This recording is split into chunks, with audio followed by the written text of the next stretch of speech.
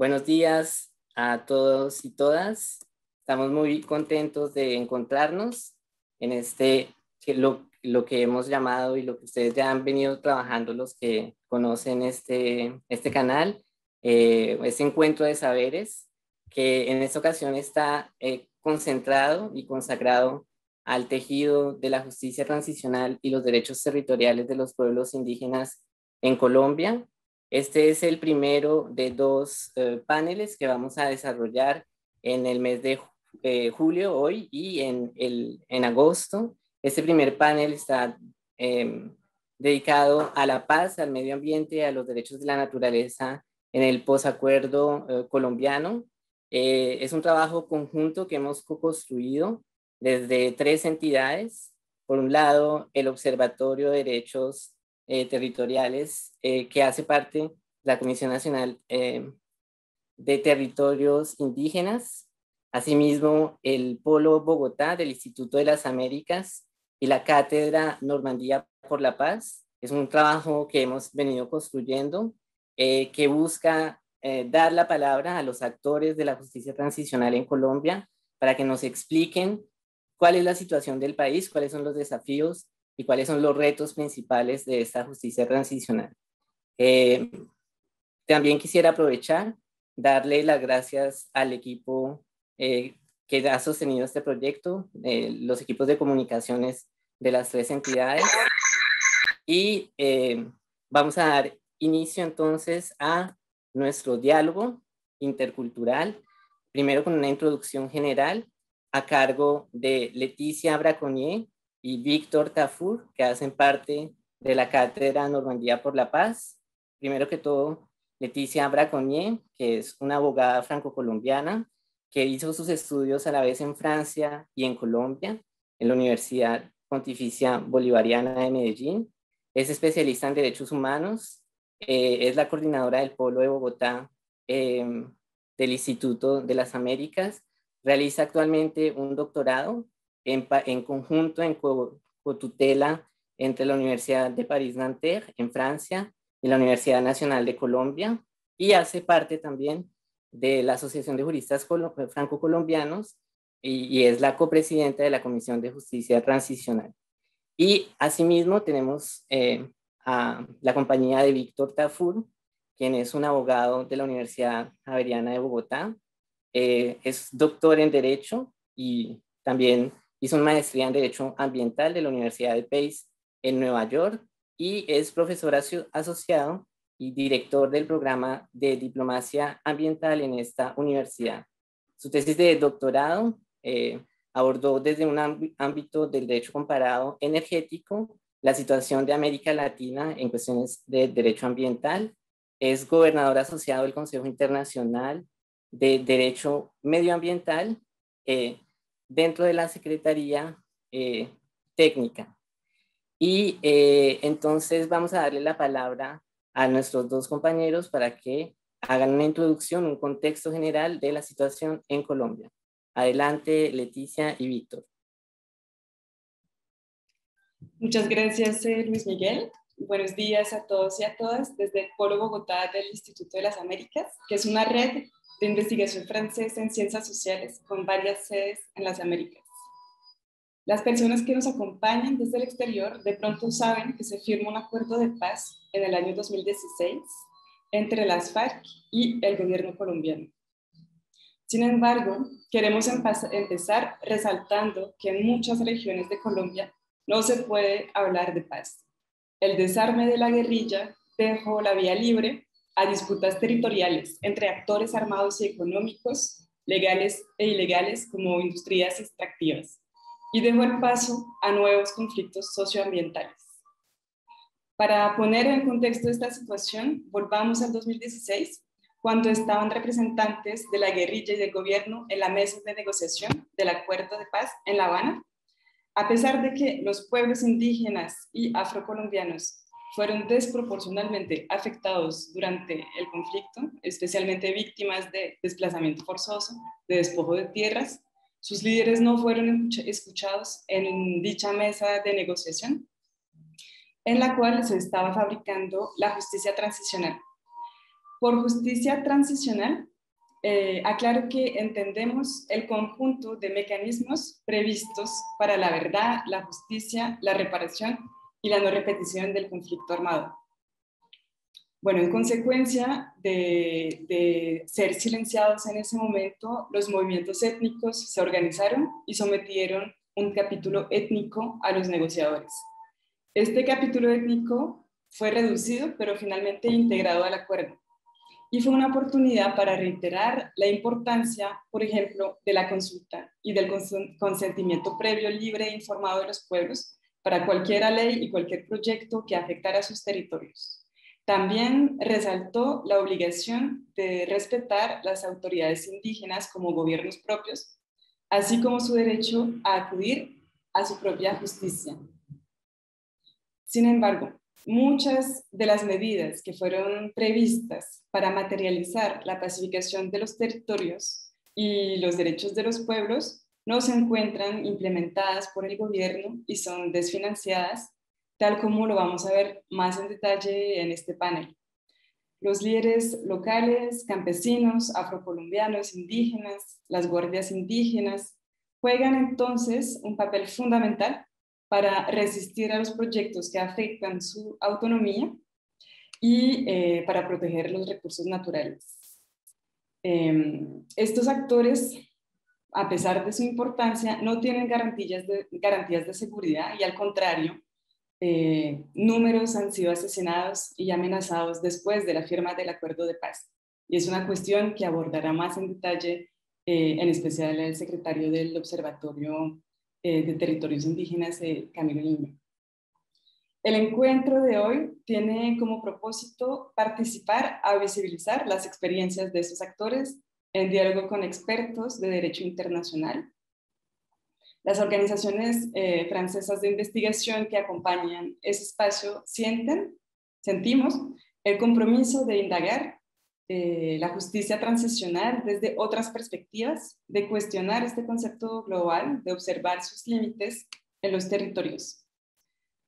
Los y las compañeras de la Comisión Nacional de Territorios Indígenas nos hacen hoy el honor de compartir este espacio virtual como un encuentro de saberes y de pronto nos podrán decir un poco más sobre esta práctica que vienen implementando de manera virtual.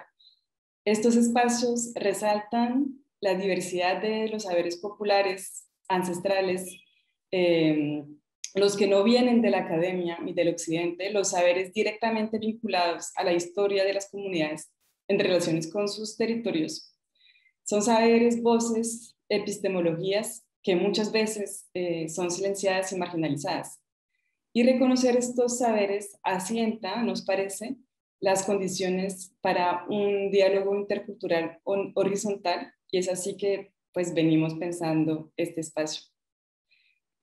Existen desafíos para un diálogo intercultural y posibilidades de desencuentros o de malentendidos. Sin embargo, partimos de la hipótesis que estos diálogos permiten aterrizar los conceptos de la paz desde los territorios de manera acorde con la naturaleza y los derechos de las generaciones futuras para dar más profundidad a esos conceptos sobre la paz. Es por eso que proponemos tejer y observar el tejido entre distintas culturas jurídicas y normas, incluyendo las normas de la Madre Tierra. Bueno, antes de pasar la palabra, quiero resaltar que, por último, nos inscribimos en un contexto muy especial. Hace más de 2 meses, el 28 de abril, a las 6 de la mañana, en Cali, el paro nacional, que continúa hasta ahora, empezó con el derrumbe de una estatua del conquistador del Alcázar por el pueblo Misaki. Simbólicamente se quiso recordar que además de las demandas que tienen los demás ciudadanos colombianos, los pueblos sufren de despojos de manera continua desde la colonización y que sus demandas trascienden los tiempos del conflicto armado interno y de la justicia transicional. Durante estas protestas, las movilizaciones indígenas y en especial la Minga han sido víctimas de estigmatizaciones, ataques, homicidios que muestran la necesidad de visibilizar los aportes de los pueblos a la paz y en especial a la paz con la naturaleza, y con eso dejo la palabra a mi colega Víctor Tafur de la Cátedra Normandía por la Paz. Muchas gracias. Gracias, Leticia, pues por este contexto que se enfoca más en lo nacional, y precisamente yo voy a tratar dos puntos muy rápido sobre un contexto internacional, aun cuando el enfoque hoy es conocer y ahondar más pues en las raíces de lo que no nos permite avanzar y opciones para avanzar. Pero del contexto internacional yo creo que se destacan dos elementos que son supremamente importantes. Y Leticia ya los tocó. Uno es que el derecho medioambiental ha venido avanzando. Está próximo a cumplirse los 50 años desde la Conferencia de Estocolmo, donde las Naciones Unidas ya integró, y lentamente, ¿verdad? Que ha sido lento y ha sido, digamos así, la huérfana o el huerfanito de las Naciones Unidas, pero bueno, ahí va. Y continúa pues ese desarrollo ya involucrando no temas sectoriales, agua, energía, sino que ya se habla verdaderamente de construcción de paz a través de medio ambiente, del manejo de los recursos naturales, y ya se empiezan a desarrollar proyectos dentro del programa de las Naciones Unidas para el Medio Ambiente dedicado a aprender de las experiencias de los distintos conflictos mineroenergéticos y de todo índole, no voy a tocar. Entonces, un punto fundamental es que ya hay un contexto amplio, grande, que se está nutriendo de experiencias de Centroamérica, de África, de Asia, y precisamente este contexto nos da para que Normandía por la Paz pueda conectar lo que ha trascendido en las últimas décadas, muchas décadas en Colombia, con esas posibilidades, esos nuevos diálogos, ese nuevo entendimiento que surge. Y el segundo elemento, también lo mencionó Leticia, es que el tema de armonía con la naturaleza, el derecho de la madre tierra, de la Pachamama, ha sido ya también un concepto que desde el año 2009, cuando Bolivia lo impulsó y Ecuador, y Colombia no se opuso, y tuvo apoyo de otros países, ya se convirtió en un programa oficial de las Naciones Unidas. ¿Y de qué se trata? Se trata simplemente de reconocer las distintas maneras de ver la naturaleza, su entorno, y precisamente hace poco que tuve que hablar de este tema, incluye todo, ¿no? Es precisamente la visión que le dé el pueblo y el contexto. En nuestro tema es el territorio. Otras diálogos no lo entienden, entonces ya conectar que aquí se habla de territorio y cómo se habla de territorio es supremamente importante. Entonces creo que por el lado de Normandía por la Paz, el aspecto internacional pues va a seguir trabajando dentro de estos dos lineamientos, y que la comunidad internacional, los que están trabajando en este tema, conozcan los procesos y que lo conozcan a través de diálogos, y no simplemente sean presentaciones, sino que sean el producto de este tejer que estamos elaborando y comenzando hoy. Entonces, con eso les agradezco a todos, y pues con gran expectativa de escuchar a nuestros panelistas. Gracias, Leticia. Te lo paso a ti o a Luis Miguel. Muchas gracias, Víctor y Leticia, por ese contexto general que muestra y reafirma todo el interés de la situación colombiana, pero asimismo su complejidad. Y precisamente para conocer de primera mano la experiencia colombiana, las tres instituciones que organizamos este panel de hoy y el próximo del 11 de agosto, hemos tenido la gran oportunidad de contar con tres panelistas que nos van a presentar tres visiones diferentes que vamos a mirar al final si convergen o si divergen. Una visión local, una visión nacional y una visión internacional. Yo les voy a presentar cada uno de los intervinientes que van a tener 15 minutos para exponernos sus reflexiones. Ustedes también, desde donde nos sigan, pueden participar en este diálogo. Se trata precisamente de dialogar, de intercambiar por medio de sus preguntas, que serán comunicadas a los panelistas al final de sus presentaciones, para que puedan dar sus puntos de vista y también pedir si es necesario que profundicen algunas de las ideas que van a desarrollar.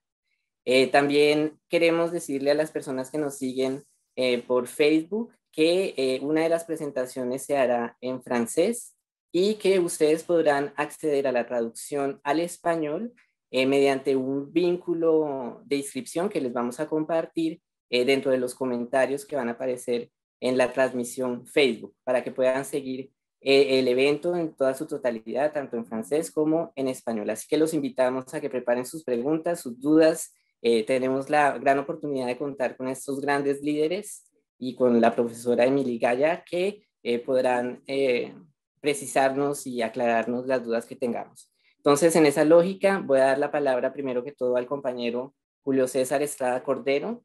Es un indígena descendiente del pueblo guanano, defensor de los derechos humanos, en especial de los derechos de los pueblos indígenas en la Amazonía.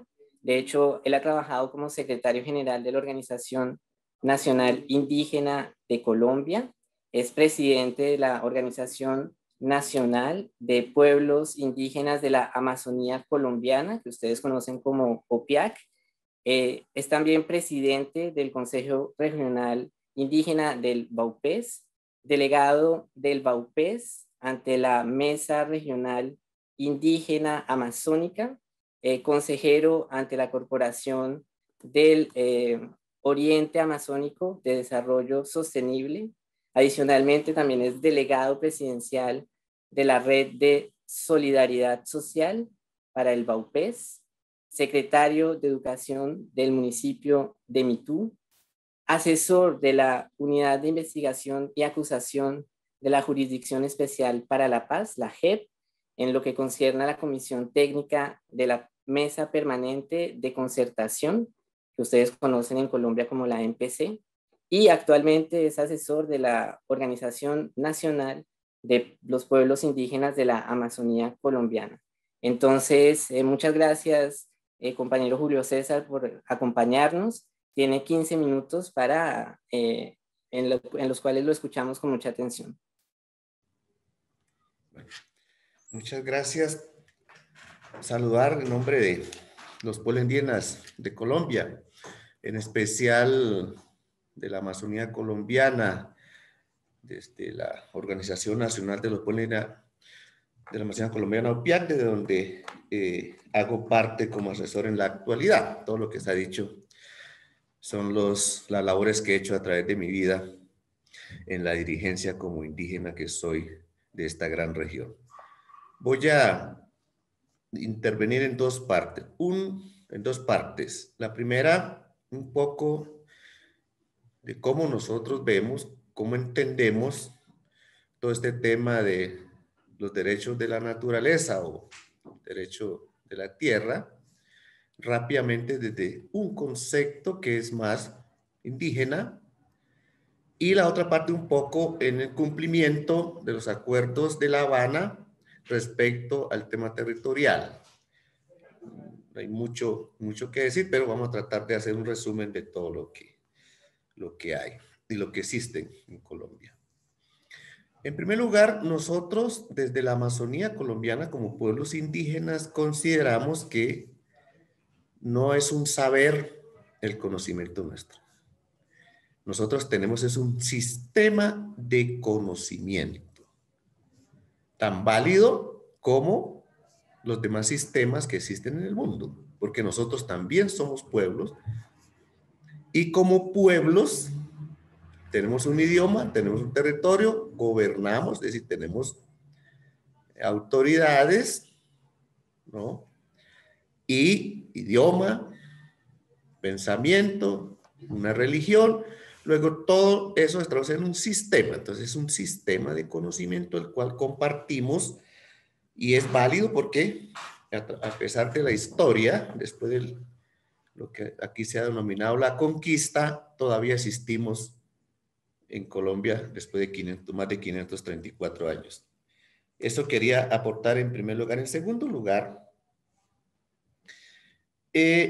para nosotros la naturaleza o la tierra, desde la creación como cultura desde nuestra ley de origen,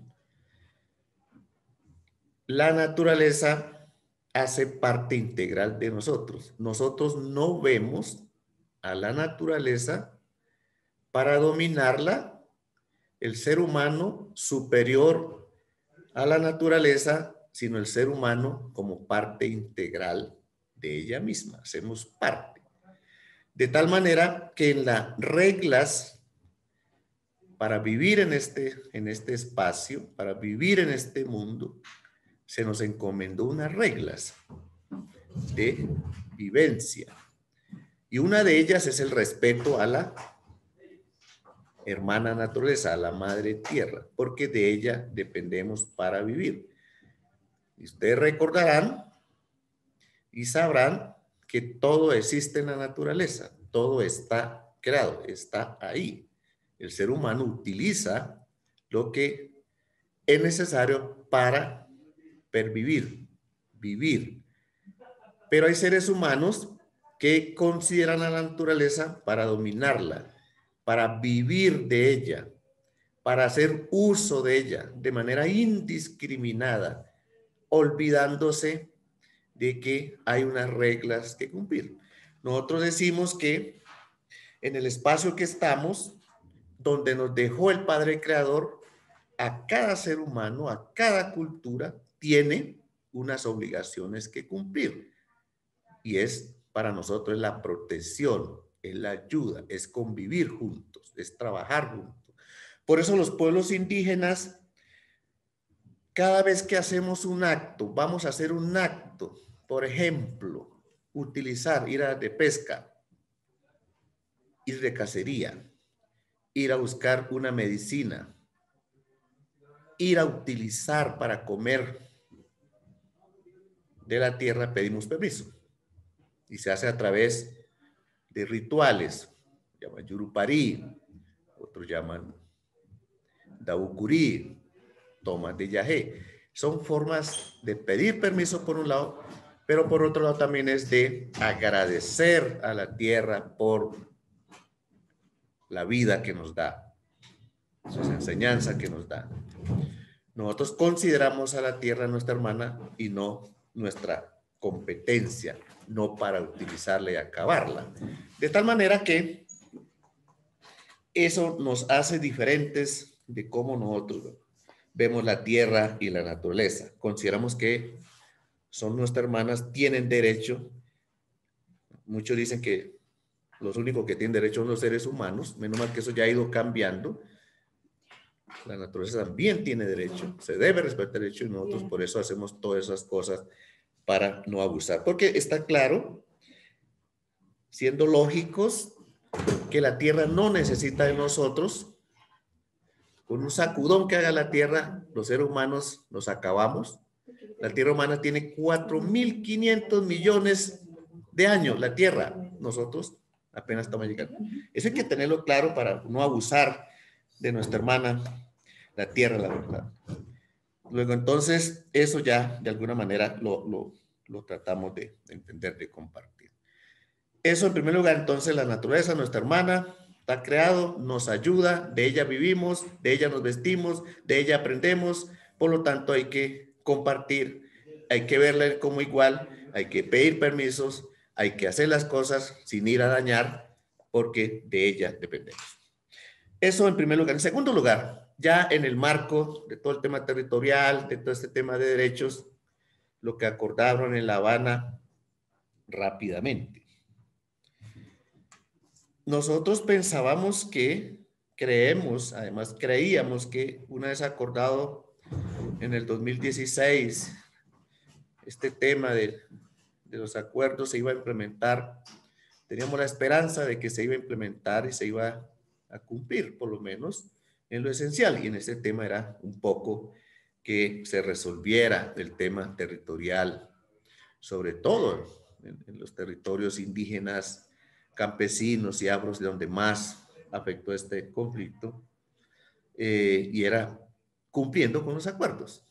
El acuerdo del número 1, pues, que era todo el tema distribución territorial, de catastro multipropósito y estos asuntos, que a la fecha pues entramos con mucho ánimo, pero no vemos, y más con este gobierno, no vemos nada materialmente cumplido, que uno pueda decir sí, con el acuerdo la paz llegó a los territorios de los indígenas, la paz llegó a hacer más efectiva, resolver los conflictos territoriales que existen, que existían, existen. Antes, por el contrario, si los estudios que ustedes pueden revisar de este tema de cómo estos conflictos territoriales se han agudizado, están demostrados ahí, no hubo un poco la paz, pues la paz nosotros tampoco la vemos que la paz venga de afuera, ¿no? Ustedes sabrán que la paz es interna de cada ser humano. Uno no puede pretender que la paz viene de afuera. La paz tiene que estar dentro de nosotros, dentro de nuestros corazones. Luego uno hacia afuera, esa paz que uno tiene es que uno la debe expresar. Hay implementos distintos de cómo interpretamos la paz. Entonces, aquí ni uno ni lo otro, antes por el contrario se incrementa. Entonces, si usted ven en la Amazonía, había una deforestación, este conflicto territorial, ¿no?, que existe entre colonos, no tanto el colono pobre, sino aquel que es rico, que es ganadero, aquel que explota los recursos naturales, digamos, arbóreos, aquel que explota las aguas, aquel que coge grandes territorios para hacer monocultivos. De ese estoy hablando. Antes eso se incrementó. Salió las FARC, aumentó narcotráfico, todo tiene que ver con lo territorial, aumentó la ganadería, tiene que ver con lo territorial, aumentó, digamos, la quema de bosques, aumentó la minería ilegal. Todo esto en el marco porque el Estado no fue capaz de cumplir, por lo menos de hacer cumplir las leyes que para evitar que allá en esos territorios se exacerben o aumenten las discusiones, las peleas por los derechos territoriales. Entonces, eso no. Entonces, aumentó todo eso y ustedes lo ven en los informes que presentan el mismo gobierno colombiano. No hubo nada de que por lo menos se resolviera el problema territorial para el campesino, para el indígena. No, por el contrario, eso aumentó todo lo que he dicho. Y las políticas que debían enmarcarse en el marco de los acuerdos de paz, por ejemplo, la política ambiental que tiene que ver con la protección territorial, todo lo que existe en la región de la Amazonía, se siguen haciendo sin discutirlo con otros. Por ejemplo, el COMPES 4021 de 2020. Si ustedes lo revisan, ese COMPES 4021, van a encontrar que se habla de todo este tema de lo ambiental, se mencionan a los indígenas, pero en las acciones efectivas no aparecemos. O sea, no existimos. Si ustedes revisan la misma sentencia 4660, esta que creó o reconoció mejor a la Amazonía como sujeto de derechos, si ustedes revisan, eso está muy bien, aplaudimos, estamos contentos, pero desapareció a los indígenas, es decir, ahí no estamos, como sujetos también de derecho, pero sobre todo como poseedores, en el caso de la Amazonía, de un poco más de 27 millones de hectáreas que están en posesión nuestra bajo la figura de propiedad colectiva de resguardos indígenas. Entonces, ahí existe una realidad, tenemos eso, pero en las políticas no estamos. Entonces, la paz, el acuerdo de paz quedó más para nosotros como una buena intención, un documento muy bonito, escrito con muy buenas, digamos, claridades, tenía mecanismos de seguimiento y demás, pero en la práctica no se pudo cumplir. No se está cumpliendo y nosotros como indígenas seguiremos luchando, seguiremos reclamándole al gobierno desde nuestros espacios el cumplimiento de los acuerdos de La Habana y en especial el cumplimiento en resolver el tema de conflictos territoriales, y eso se resuelve entregando las tierras a los que las necesitan, a los que los producen para mucho y nosotros que conservamos y en nuestra forma de vida. Muchas gracias por escucharme en nombre de todos los pueblos indígenas de la Amazonía colombiana. Muchísimas gracias, compañero Julio César, por esa visión de terreno y que muestra todas las contradicciones internas que hay en este proceso de construcción de paz y también los retos. Invitamos de nuevo a todos nuestros seguidores en Facebook, pero también en la aplicación Zoom, a que nos escriban sus preguntas desde que se les ocurran. Pueden enviarnos por mensajes, tanto en Facebook como en el Zoom, para que más adelante podamos intercambiar con los intervinientes y hacerles las preguntas correspondientes. Seguido, voy a dar entonces la palabra al compañero Camilo Niño Izquierdo, quien es un líder indígena del pueblo Arhuaco. Además, es ecólogo y magíster en Derecho en Desarrollo Rural de la Universidad Pontificia Javeriana. Hace parte de la Confederación Indígena Tairona, CTI, y desde el 2013 fue delegado por su pueblo como secretario técnico de la Comisión Nacional de Territorios Indígenas, que es un espacio de diálogo y de concertación entre las diferentes organizaciones indígenas del país y el Estado colombiano en materia territorial, que fue creado por un decreto, el decreto 1397 de 1996. Entonces, Camilo, te damos la palabra por 15 minutos.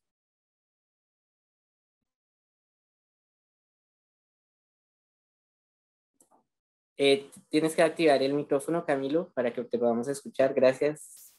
Sí, muchas gracias, Luis Miguel.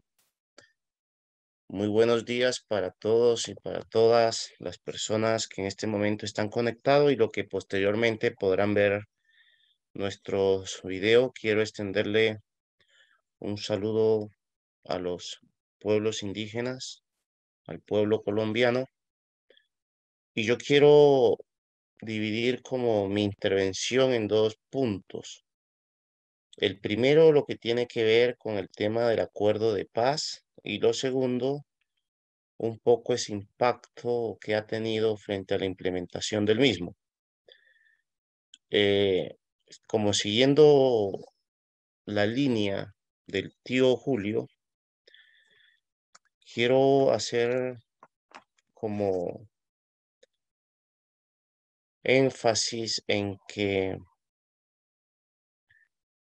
el tema desde la visión de conservación se tiene que hacer desde una visión crítica, ¿cierto? Julio lo manifestaba, el tema del sistema de conocimiento que existe y el tema, también ha caído ahí el tema de conservación, donde hablan que nosotros, pueblos indígenas, somos conservacionistas.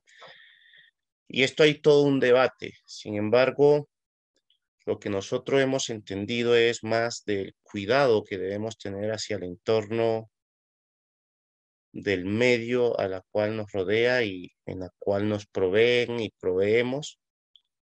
Y eso está un poco ligado a todo ese sistema, tomando nuevamente el sistema de conocimiento y de relacionamiento con nuestro entorno, que finalmente se va a ver como un tema de lo que se dice acá conservación. Es decir, la conservación no es más entonces que el resultado de unas prácticas tradicionales de cumplimiento del mismo saber tradicional de los pueblos indígenas, que se traduce en eso que para los pueblos de la sierra conocemos como la ley de origen. Y en ese sentido, para nosotros los pueblos indígenas, cuando vimos el tema de paz, sentíamos que iba a haber como un tema que iba a apalancar o a coadyuvar un poco a mostrar los resultados que veníamos en esa lucha histórica. Es decir, pensamos que iba a coadyuvar, que iba a impulsar lo que veníamos realizando. Y específicamente en el punto 1 del acuerdo de paz estaba manifestando sobre los aspectos que relacionan con el tema que tiene que ver con la protección ambiental, y hablaba sobre adopciones de planes de zonificación ambientales con el fin de delimitar un poco la frontera agrícola y de esta manera proteger aquellos ecosistemas que tienen importancia ecológica. Y sentíamos que ahí estaban nuestros territorios, porque nosotros en Colombia, primero tenemos que ver es que del 28% del total que está titulado para pueblos indígenas, el 60% de los bosques están en los territorios indígenas. Y entre ellos está también más del 40%, por ejemplo, de los bosques secos tropicales que hoy están en vía de extinción.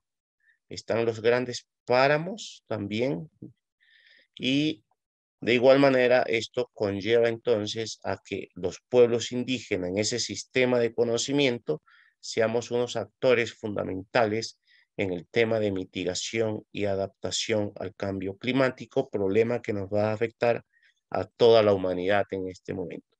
Por ello sentíamos que eso nos iba a coadyuvar. Sin embargo, como no se ha respetado los principios, el espíritu que contenían los acuerdos de paz, lo que ha llevado es a un incremento en la deforestación, que creo que lo mencionaba un poquito compañero Julio, y eso lo vemos más en la Amazonía colombiana. Entonces, en este proceso de implementación de los acuerdos de paz, ha habido un aumento en la deforestación, ¿cierto? Pero también un aumento en el otorgamiento de licencias ambientales que están contribuyendo es a, una, a un aumento por una parte de la violación de los derechos, como es el tema de la consulta previa, pero por otra parte el tema que tiene que ver con la violación misma al territorio como sujeto de derecho. Por eso, desde este espacio de la comisión y también como lo han hecho algunos estudios académicos y como bien lo ha demostrado los pueblos indígenas históricamente, es que la relación entre mayor seguridad jurídica, la tenencia colectiva, conlleva también a un proceso de mayor cuidado de la naturaleza que se traduce en mayor conservación. Entonces, en palabras modernas podríamos decir a mayor formalización, mayor conservación. Sin embargo, hoy tenemos un reto enorme y las instituciones colombianas también, y es que existen muchos territorios indígenas que están en proceso de solicitud que se le garantice un tema de seguridad jurídica y que el avance es muy mínimo. Y esto se está dando más en las zonas que son muy sensibles ecosistémicamente. Entonces, donde ha habido un aumento de la deforestación, son zonas que en este momento no tienen una seguridad jurídica. Entonces, para nosotros, desde la comisión hemos identificado que existen más de 1000 solicitudes a nivel nacional en proceso de formalización. Cuando hablamos de formalización, estamos refiriéndonos al tema de constitución, ampliación, saneamiento de resguardo como figura jurídica que se titula de manera colectiva a los pueblos indígenas. Es decir, que no son temas titulados un título de propiedad individual, sino colectivo. Entonces, en ese sentido, hemos identificado que existen muchas solicitudes que por diferentes razones no ha habido avances significativos y que en el tema de la implementación del acuerdo de paz sentíamos que iba a haber una coadyuvancia que a la hora de traducirse en términos reales y prácticos no ha habido avance en tema de la reforma rural integral, punto 1, en lo que tiene que ver formalización para pueblos indígenas exactamente.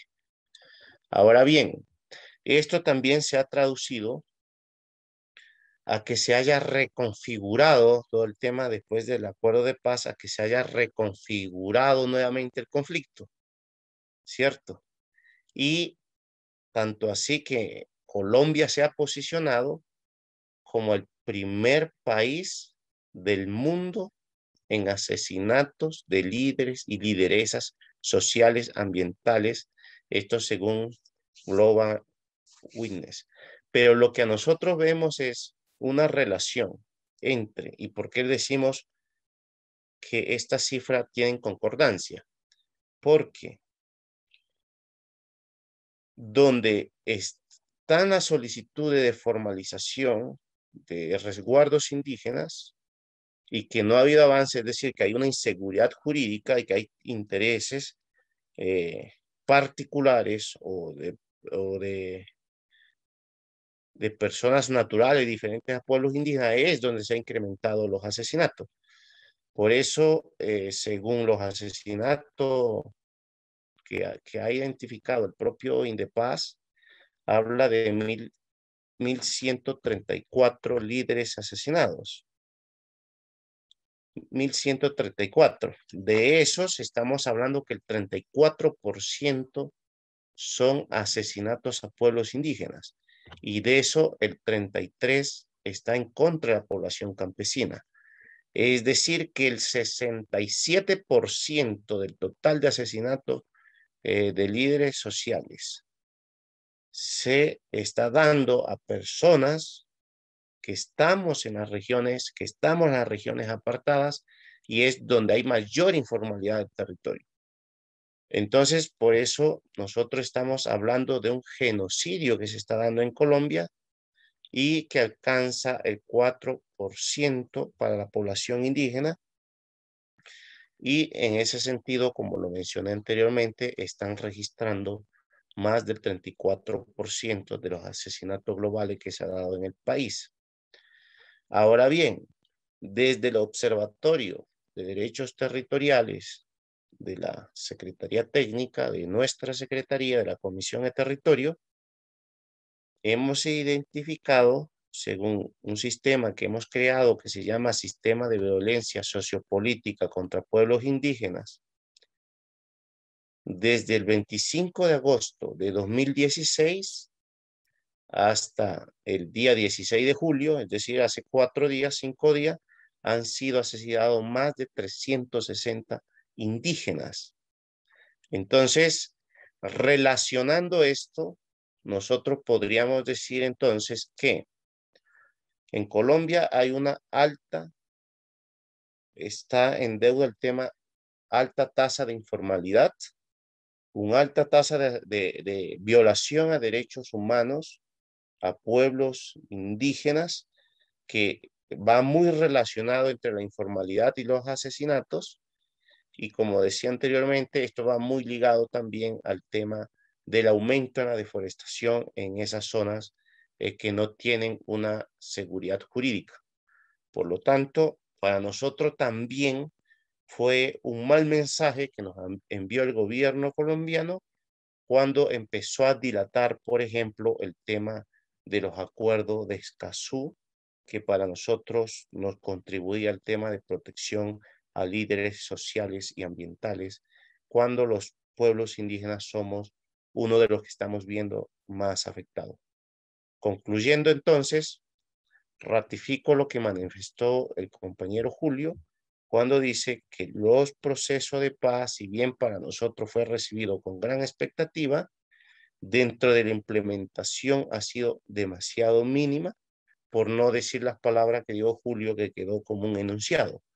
Entonces, frente a eso, sí urge un tema de acelerar los procesos de formalización de los territorios para disminuir el tema de los asesinatos y disminuir el tema de los impactos ambientales y el tema de la deforestación. Entonces, esas es un poco mis palabras el día de hoy. Muchas gracias. Muchas gracias, compañero Camilo, por esa intervención supremamente rica que hace finalmente una complementariedad con lo que decía Julio César. Nos damos cuenta que todos los temas están relacionados, que la cuestión de la tierra y del territorio en Colombia es una causa estructural del conflicto y de la violencia y que asimismo es la sola, tal vez, es una cuestión que vamos a discutir más adelante, la sola solución para salir de ese ciclo de violencia que vive Colombia desde hace muchos años, más de 50 años.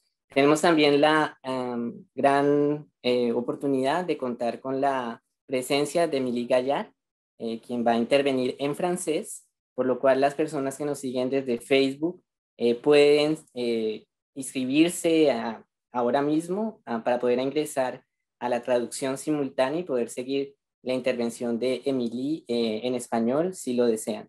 Entonces voy a presentarla muy brevemente.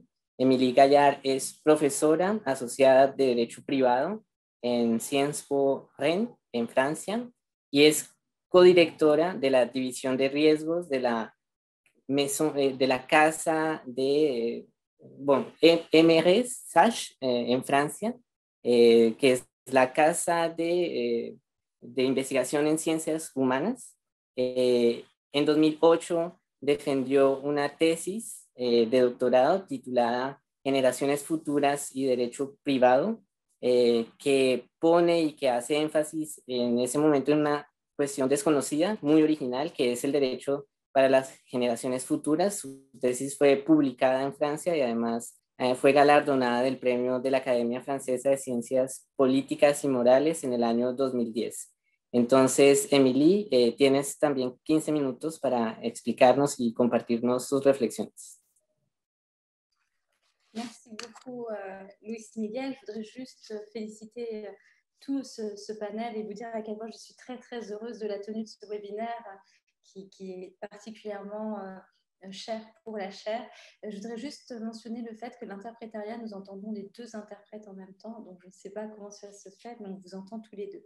En tout cas, je voudrais aujourd'hui prendre le temps de me joindre à ce beau panel au nom de la chaire Normandie pour la paix, qui est la fille du second Forum mondial pour la paix qui s'est tenu en Normandie il y a 2 ans et qui tient vraiment très ouvert pour un public très large toutes les questions de paix et qui associe la population autour de ces questions et invite des jeunes et des personnes variées de la planète. Et la chaire, dont je suis la coordinatrice générale, est dédiée à la paix avec la Terre. Elle a à sa tête un leader, Tony Oposa, qui a été un défenseur environnemental également menacé dans son pays pour son action de protection de l'environnement, ainsi que le professeur Nicholas Robinson, en chair emeritus, qui est un grand ponte qui a formé beaucoup d'enseignants, de professeurs et de générations d'environnementalistes dans le monde. Alors, je suis très heureuse de la tenue de ce webinaire. Merci, félicitations à Laetitia, à toute l'équipe autour de vous. Alors, pourquoi ce webinaire? Bien parce que pour nous, la Colombie est véritablement un laboratoire inédit et extrêmement important pour être porte-voix de ce message qui a été merveilleusement bien présenté par Julio César et par Camilo Niño sur la paix avec la terre, sur le rôle fondamental que peuvent et doivent jouer les peuples autochtones. Nous sommes allés en Colombie en délégation en février de l'année dernière et nous y avons vu, en étant à la rencontre de la population, nous avons pu percevoir le pouls d'un pays qui a connu la violence à l'égard des personnes, à l'égard de la nature. Et j'ai pleinement conscience que pour les peuples autochtones, c'est une violence qui est démultipliée. Démultipliée parce qu'il y a un effet synergique des violences, non seulement de par leur culture de respect envers la biodiversité, de par leur attachement aux terres, de par leurs valeurs et par leur conscience de responsabilité avec les générations futures, qui est également le vecteur de cette chaire Normandie pour la paix. Alors, on cherche à construire une paix durable et non pas à nous retrouver dans une situation d'éternelle guerre suspendue. Et nous sommes convaincus que cette paix doit s'enraciner au plus profond de l'âme du pays, de ses concitoyens.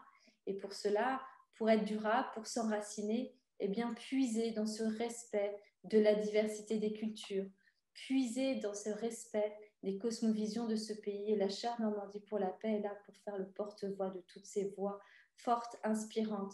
Parce que c'est justement cela qui fait toute la richesse et l'exceptionnelle diversité, on pourrait dire, d'existence d'humanité colombienne. La Colombie, alors pour les Français et les autres personnes qui ne sont pas spécialistes de ce beau pays, eh bien c'est un pays qui est éthiquement un pays très riche de sa diversité. On dit également que c'est l'un des 17 pays méga divers du monde, c'est-à-dire que c'est un pays où il y a une richesse, une biodiversité exceptionnelle. C'est un pays qui est considéré comme l'un des plus riches de la planète en matière de diversité biologique. Et donc, nous avons pu, l'année dernière, à l'occasion de cette mission de terrain, percevoir le pouls d'une population qui cherche et qui aspire à cette paix, en particulier les jeunes qui souhaitent vivre cet avenir en paix. En mai 2004, le conflit armé colombien était qualifié de la pire catastrophe humanitaire des Amériques. C'était à l'époque Jan Egeland, qui était responsable des affaires humanitaires à l'ONU, qui décrivait une situation à l'époque terrible, entre 50 000 et 200 000 victimes entre 1964 et 2010, des personnes disparues, des millions de personnes assassinées et une nature également violentée. Il faut savoir aussi que des cultures de coca ont été épandées de manière aérienne avec des épandages de pesticides qui contiennent des perturbateurs endocriniens et qui mettent en danger aussi les générations futures. Et j'insiste à nouveau sur le fait qu'il y a un effet démultiplicateur, une résonance d'autant plus forte pour les communautés autochtones qui portent en elles une mémoire transgénérationnelle des violences passées et qui vivent en elles la destruction de la nature comme une violence actuelle et future pour les générations futures. D'autant plus fort lorsque ces destructions sont irréversibles. J'aurai l'occasion de donner un élément, une illustration à laquelle j'ai pu assister. Alors, comment retourner le cours de l'histoire?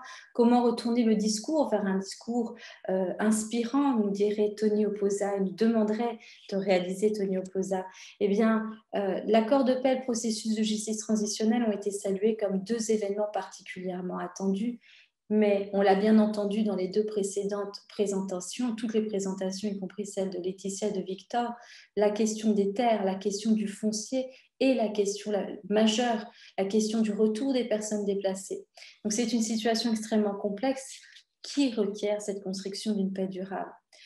On estime aujourd'hui qu'environ 25% de l'accord de paix a été mis en place et nous sommes au cœur donc de ce laboratoire d'expérimentation pour construire cette paix avec un nouvel étendard que je proposerai en fin de présentation d'une nouvelle lecture de justice transitionnelle.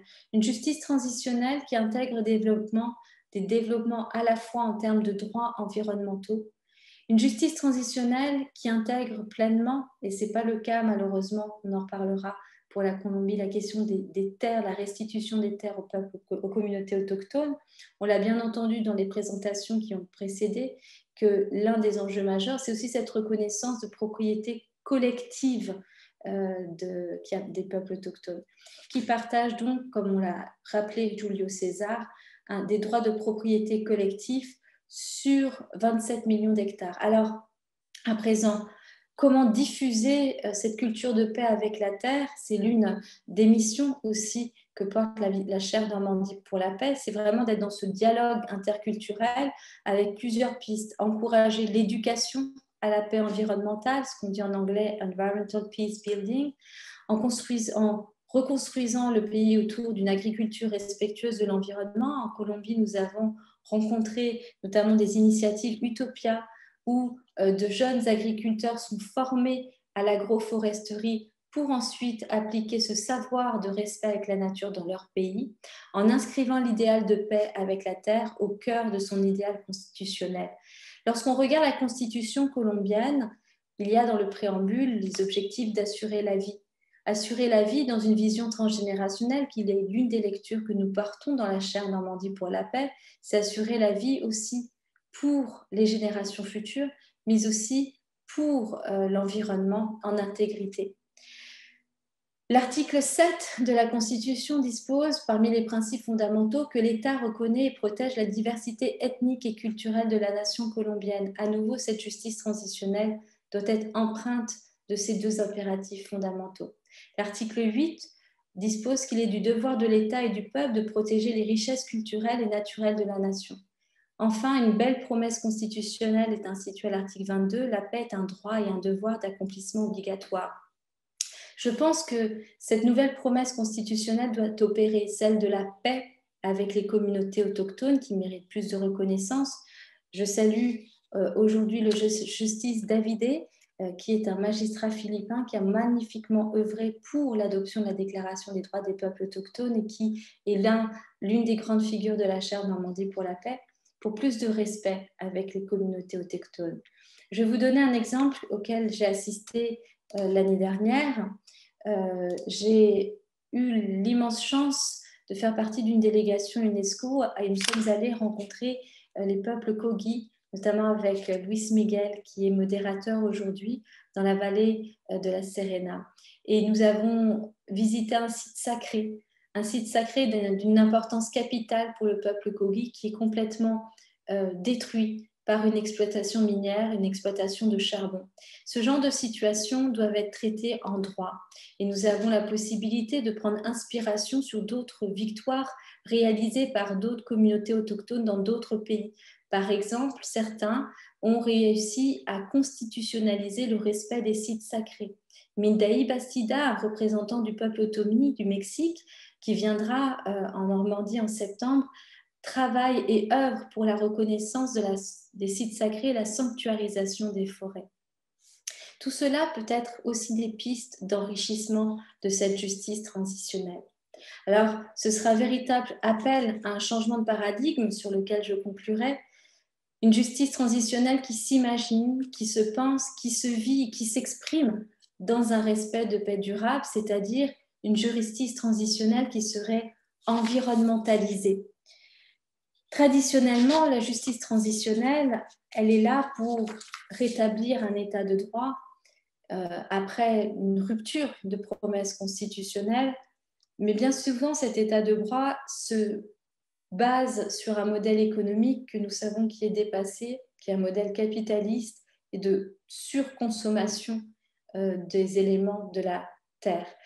Là, cette justice transitionnelle environnementalisée, pour laquelle la chaire Normandie pour la paix souhaiterait beaucoup œuvrer en regroupant, en réunissant des dialogues comme celui-ci, ce serait une justice transitionnelle qui accorde plus de place à la protection de l'environnement, qui accorde plus de place à la diversité naturelle et culturelle, une justice transitionnelle également décolonisée, qui s'extrait donc de ce paradigme capitaliste, qui accorde plus de place à une économie de respect et d'harmonie avec la nature. Tony Oposa, notre leader, parle de CPR Economics. Le temps est venu d'adopter une nouvelle théorie, de nouvelles sciences économiques basées sur la conservation, la protection et la restauration. Des nouvelles sciences économiques qui, au lieu de faire du business sur la nature, prend en compte la nature. Il fait un jeu de mots en anglais qui serait difficile de faire en français et donc de faire traduire en espagnol. Alors c'est une voie qui me semble éminemment possible, certes utopiste, diront certains, à la lecture de l'accord de paix et de ce qui existe dans les textes à l'heure actuelle, néanmoins une utopie au sens fort du terme, c'est-à-dire une utopie qui vient guider, qui vient innerver une nouvelle tension humaniste pour construire une paix durable. Vous avez donné les chiffres effrayant de 1134 leaders assassinés. À l'heure actuelle, nous mobilisons également dans le cadre d'un side event l'idée de créer un mandat, un rapporteur spécial des Nations Unies pour les défenseurs environnementaux. Et on pourrait imaginer que ce rapporteur spécial pourrait travailler depuis l'échelle universelle, régionale à nationale avec des médiateurs, mais aussi avec la justice. Là, il y a un grand besoin de défense, de protection avancée de tous nos protecteurs de la planète. Eh bien, j'en ai terminé pour mon temps de présentation. Je souhaite surtout laisser la parole pour les questions-réponses et les échanges avec le public. J'espère que la traduction m'a permise de partager ma pensée avec vous. Et je vous remercie et vous félicite toutes et tous pour l'organisation de ce très beau cycle. Muchas gracias, Emily, por esa visión general y global de la importancia de Colombia dentro de las experiencias de justicia transicional. Vamos a dar inicio entonces a la ronda de preguntas. Les agradecemos a quienes ya nos han enviado sus preguntas por escrito, tanto en Facebook como en Zoom. Invitamos a todos y todas quienes tengan preguntas a hacerlas para poder intercambiar y dialogar. Entonces voy a hacer dos preguntas que están en el panel. en la discusión de este panel. La primera es la siguiente y se dirige de manera general a los tres intervinientes, sobre todo a los dos primeros, sobre la situación colombiana. Existen mecanismos en el acuerdo de paz entre las FARC, entre las antiguas guerrillas de las FARC y el gobierno nacional, para promover el acceso a la justicia ambiental y concretamente a los tribunales, y si hay lugares o espacios para desarrollar la mediación o la resolución alternativa de conflictos. Esa es una primera pregunta que nos hacen. Hay una segunda, más que todo es una observación, pero puede traducirse igualmente en una pregunta. Nos dicen que hay también el tema de la comunidad negra, que tiene dificultades frente a la tierra colectiva, por ejemplo, en los valles interandinos, y otros diferentes problemas en otros departamentos, y que eso también ha dificultado el avance de esas comunidades para poder acceder a los proyectos y ayudas del gobierno por falta de reconocimiento de lo que hablaban ustedes de seguridad jurídica por parte del Ministerio del Interior y concretamente en los temas relacionados con la titulación de los territorios. Entonces, les damos la palabra para que nos indiquen primero, digamos, el cuadro frente al acuerdo de paz y la justicia ambiental, y segundo, este aspecto frente a otras comunidades. Emily, ¿quieres intervenir primero?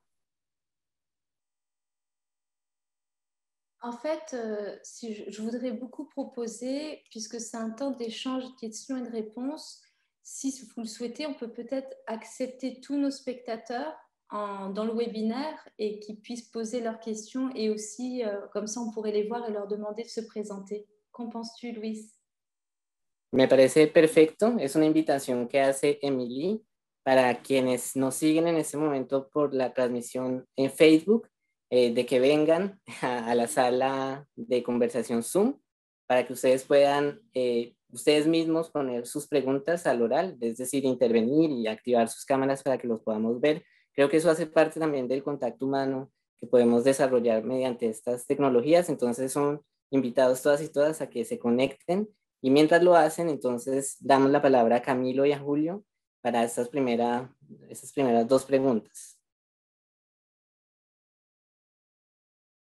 No sé quién quiera intervenir primero.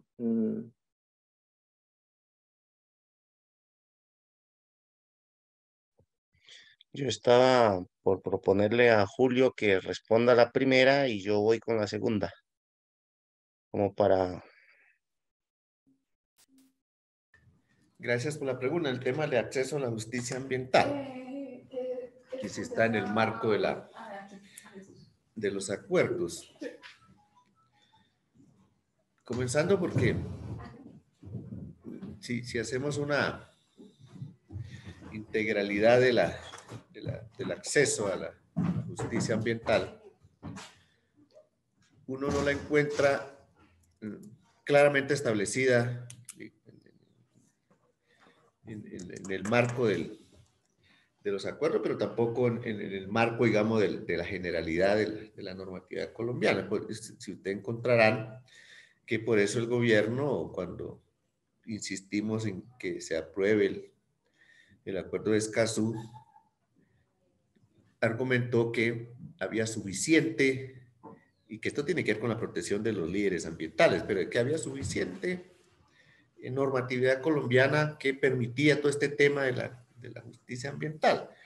Pero uno encuentra, y en el Acuerdo de La Habana uno encuentra que es una buena, y ojalá en este caso la Jurisdicción Especial para la Paz, los jueces que están haciendo este trabajo de garantizar la justicia, digamos, para las víctimas.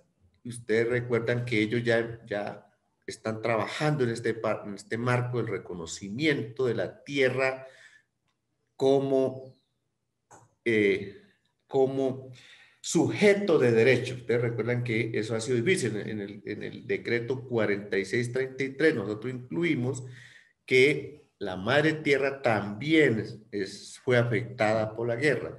En esa dirección, la Jurisdicción Especial para la Paz ha aceptado esa esa tesis, y sobre eso van a trabajar y están haciendo todo un trabajo de tema ambiental de cómo se afectó la tierra, cómo se afectó en la guerra todo este tema de lo territorial, todo este tema de lo ambiental.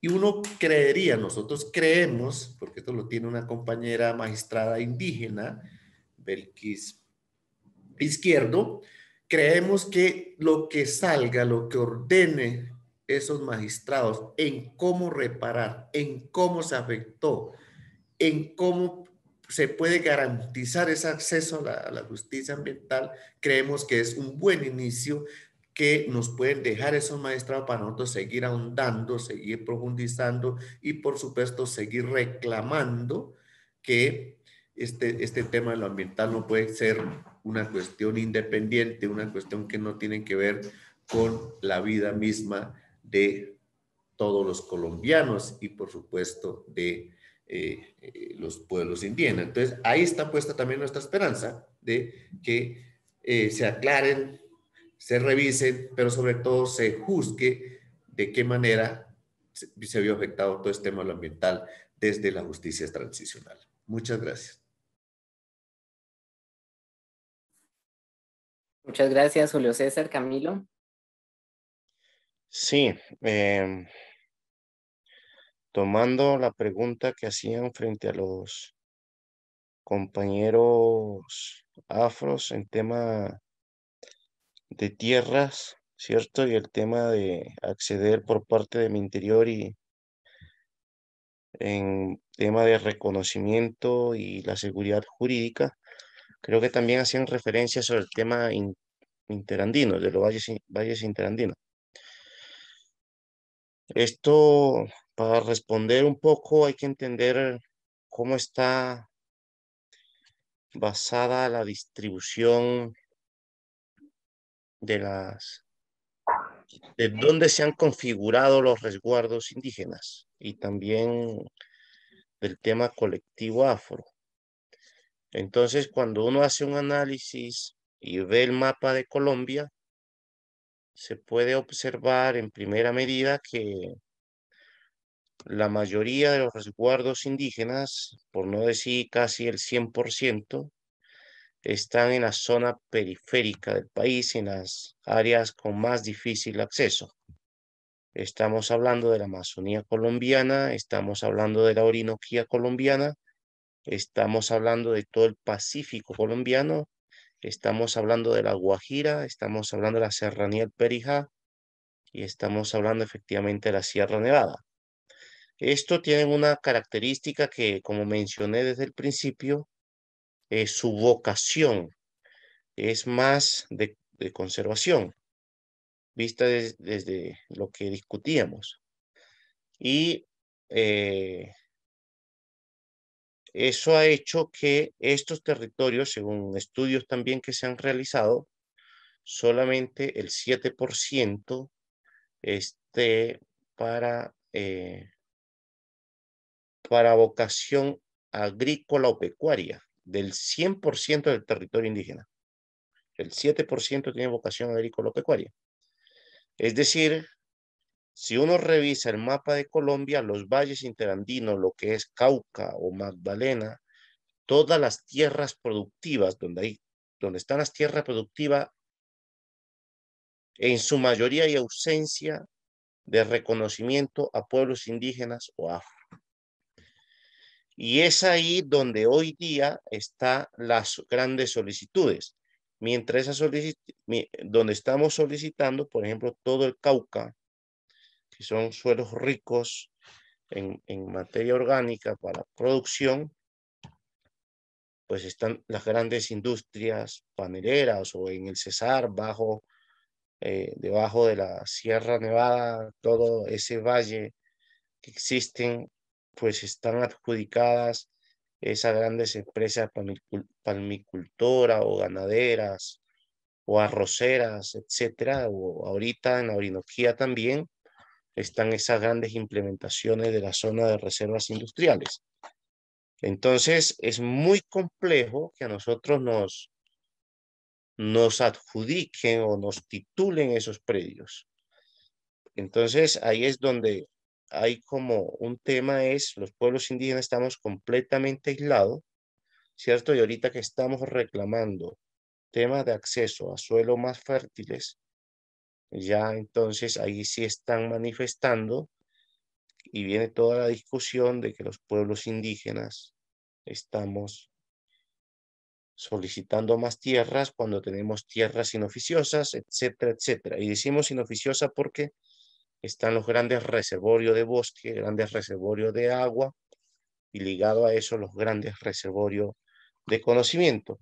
Eso mismo está pasando entonces con los compañeros afro, que en las solicitudes de los valles interandinos el acceso y el nivel de implementación y adjudicación de formalización es nulo o escaso el avance.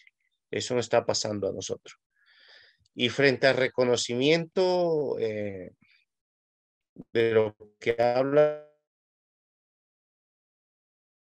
del Ministerio Interior, yo no veo una diferencia grande entre los compañeros afro y nosotros, porque resulta que el Ministerio del Interior no tiene bases de datos actualizadas y confiables, donde manifiesten que frente a presencia de pueblos indígenas o no, tengan base de datos confiables. Lo digo porque el Ministerio del Interior varias veces, muchas veces, en reiteradas ocasiones, ha expedido resoluciones donde manifiesta que no hay presencia de pueblos indígenas frente a un tema de actividades que se vayan a adelantar. Y cuando los pueblos manifestamos que o exigimos el derecho a que se nos consulte, entonces nos muestran que ya hay una certificación y genera un conflicto interno. Y hay un tema paquidérmico también de la misma entidad frente a dar respuestas concretas, eficaces a esas solicitudes. Entonces, el tema de reconocimiento del Ministerio Interior lleva casi la misma tendencia que con los compañeros afro. Por eso decimos que la mayoría de solicitudes, vuelvo y recae como nuestra discusión de fondo ahí. La mayoría de solicitudes, por ejemplo, está en Cauca y Putumayo. En Cauca es donde ya no hay más territorio de montaña, entonces estamos solicitando tierras en la parte baja y ahí están las grandes productoras. Y en Putumayo, por ejemplo, en estos últimos años es donde se ha exacerbado todo el tema de exploración y explotación mineroenergético, están las grandes petroleras. Entonces, hemos identificado que están traslapando incluso hasta con resguardos ya constituidos. Es decir, la figura de resguardo como territorios que tienen una seguridad colectiva no está en sí garantizando la exploración y explotación del mismo. Eso lo hemos visto también en la frontera con Sion.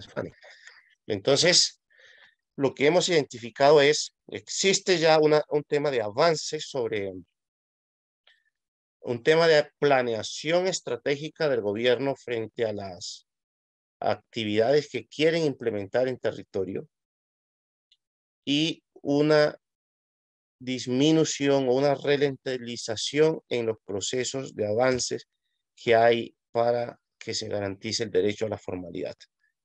Entonces creo que esos dos elementos se conjugan para dar un poquito respuesta a la pregunta. Perfecto, muchas gracias, Camilo. Invitamos a los espectadores de la aplicación Zoom que si quieren intervenir pueden alzar la mano dentro de la aplicación y con eso podemos distribuir la palabra si quieren intervenir también de manera oral y prender su cámara para poder verlos. Tenemos 3 preguntas, voy a hacer que tratan 3 temas diferentes, entonces voy a comenzar por la primera pregunta que habla de la justicia transicional en Colombia y es la siguiente. ¿Cuáles son las apuestas del movimiento indígena para exigir derechos de las comunidades étnicas, incluyendo derechos ambientales y socioculturales, en los mecanismos de justicia transicional y la pregunta clara, Comisión de la Verdad, Jurisdicción Especial para la Paz y también el sistema de reparación administrativa. Y para dar un poco de contexto a las personas que nos siguen desde el extranjero, que no conocen bien el sistema, sería interesante tal vez explicarles la fragmentación del proceso de justicia transicional en Colombia, que nace desde el 2005 con un proceso frente a los paramilitares, luego una ley de víctimas del año 2011, y en este punto creo que contar con la presencia de Camilo es muy importante porque el Observatorio de Derechos Territoriales de los Pueblos Indígenas publicaron un informe recientemente sobre el proceso de restitución de derechos territoriales de los pueblos indígenas luego de 9 años de la existencia de esta ley. Tal vez aquí también nos pueden aclarar sobre ese tema. Y luego una tercera ola o etapa de la justicia transicional con los acuerdos de paz. Entonces tal vez Camilo o Julio César que nos puedan indicar cuáles como las apuestas del movimiento frente a las instituciones de la justicia transicional y tal vez también qué piensan ustedes de la articulación de todos esos sistemas e instituciones de justicia transicional que están actualmente funcionando en Colombia. Entonces, no sé si Camilo quiere empezar o Julio.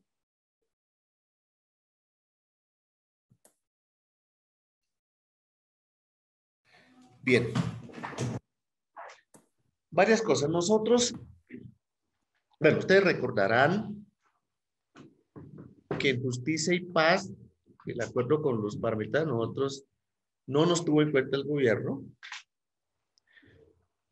Para dejar claro eso. En segundo lugar, en este otro tema de la ley de víctimas y territorios, ahí tuvimos que intervenir vía, digamos, discusiones muy fuertes con el gobierno colombiano y exigiendo la consulta previa, libre e informada. Y fue así que ya ese proyecto, ustedes recordarán, ya está en el Congreso, por eso es que se exigió que nosotros debíamos estar, porque nos afectaba este tema del conflicto armado. Entonces, por eso existen para el caso étnico 3 decretos ley, con fuerza de ley, y donde participamos, que también si hiciéramos una evaluación, eso no se ha cumplido, también está ahí, con algunos elementos, con algunos mínimos. Y en el tema de el acuerdo de La Habana, también recordarán ustedes, lo decía bien Camilo, nosotros tampoco nos dejaron participar, y el argumento ha sido el mismo, que el único que puede hablar de negociaciones con grupos alzados en armas es el presidente de la República. Un argumento falso para nosotros, pero sobre ese nos dejaron por fuera del debate. Entonces, por eso es que hay un capítulo étnico ya ingresado, aceptado a última hora en las negociaciones de La Habana, que más es un capítulo que nos garantiza de alguna manera si uno se quiere hacer como las garantías de participación, pero también salvaguardas para que cuando se aplique los acuerdos de La Habana, nada de eso vaya en detrimento de los derechos ya adquiridos que tenemos los pueblos indígenas en varios asuntos. Digamos eso para decir que entonces el Estado colombiano, ni las mismas FARC en el tema de las negociaciones no reconocieron.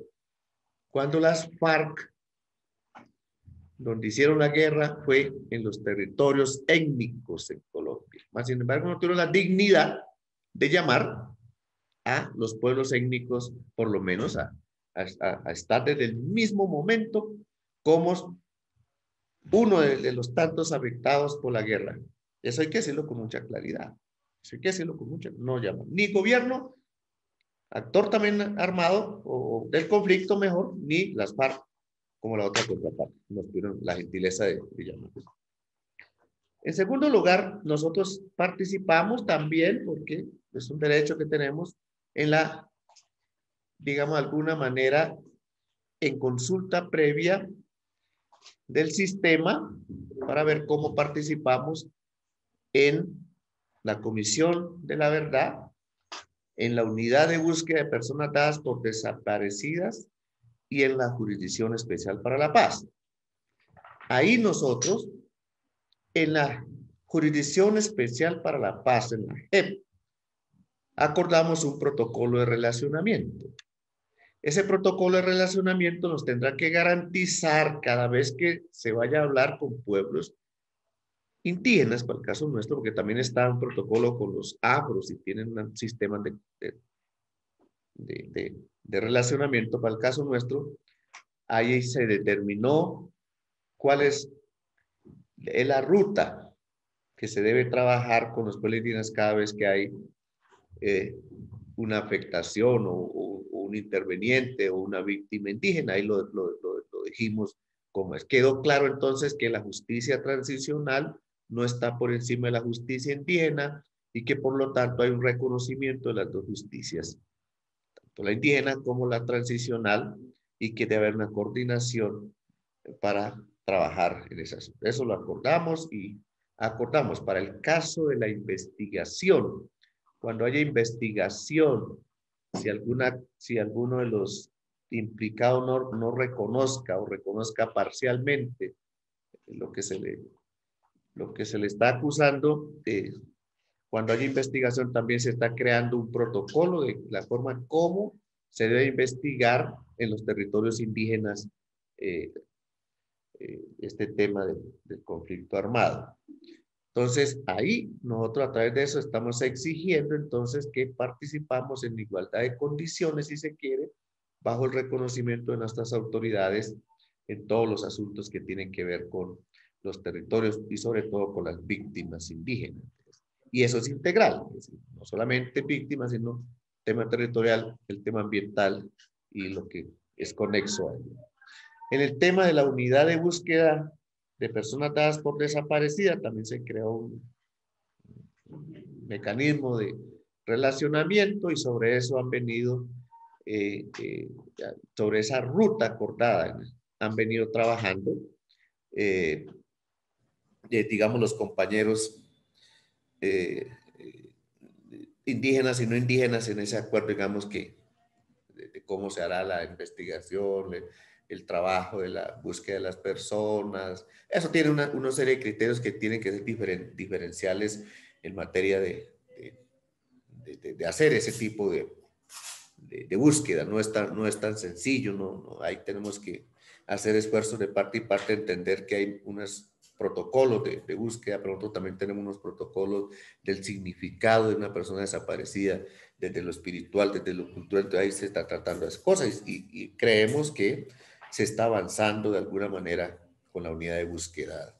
En la Comisión de la Verdad también se hizo otro trabajo y también se determinó todo un mecanismo, inclusive de dejar algunas personas, si se quiere, de relacionamiento al interior de la comisión para que haya todo un trabajo mancomunado, pueblos indígenas y la comisión para todo este tema de la búsqueda de la verdad. Y ahí hemos estado, la comisión ha estado muy activa, trabajando en todo el país con los dirigentes indígenas que cuenten cómo vieron la guerra, cómo ven la verdad, cómo proponemos soluciones porque entendemos que la comisión tiene que dar una recomendación para que la convivencia se fortalezca más, y hemos tratado de aportarle de la necesidad, primero, de que haya un reconocimiento de los actores, que esto no vuelva a ocurrir, pero también que haya un esfuerzo de todas las partes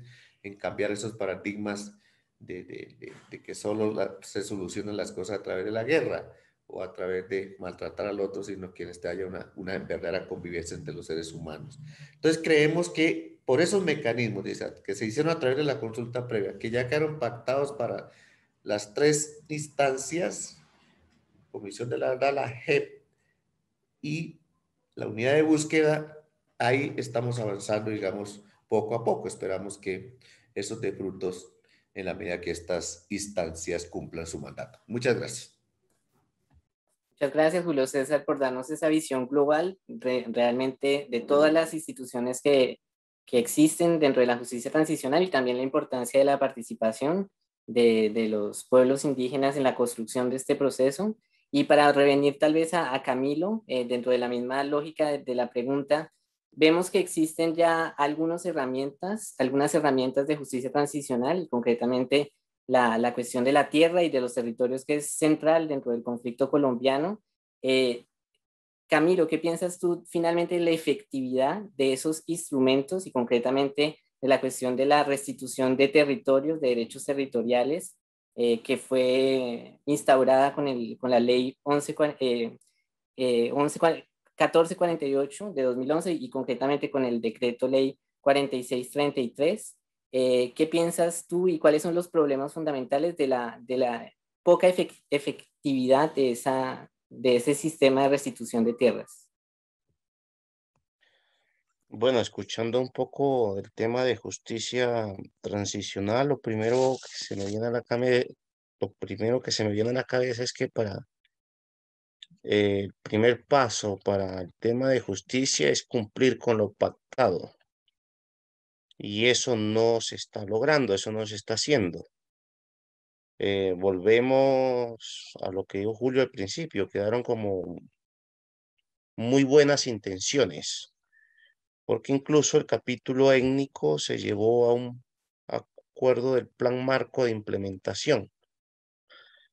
Y en términos de tierras, que es lo que nos evoca a nosotros, por ejemplo, identificamos que en este momento no hay un avance significativo. Es decir,